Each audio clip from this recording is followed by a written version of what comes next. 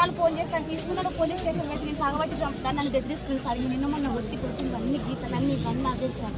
నేను మహిళా సంఘం చేసేదాన్ని, నేను నన్నే కొడతాను సార్. నేను ఎవరు చెప్పుకోవాలి అర్థమవుతుంది.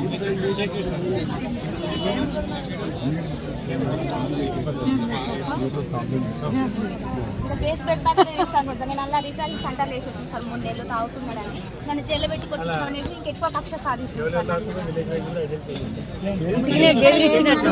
బెదిరించినట్టు పట్టుకుపోయి మళ్ళా ఇస్తే ఏం కాదు. మన కేసు అయితే ఆరోగ్య బాధ ఉండడానికి చాలా కొనుక్కున్నా కానీ 100 గజాలు ఇల్లు లేదు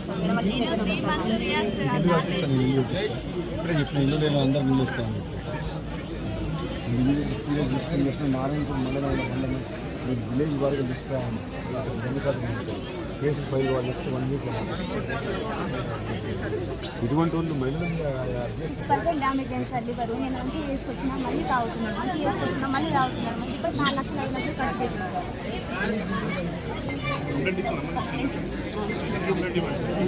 నేను వెళ్ళా కనుక్కుంటా సార్. ఓకే కదా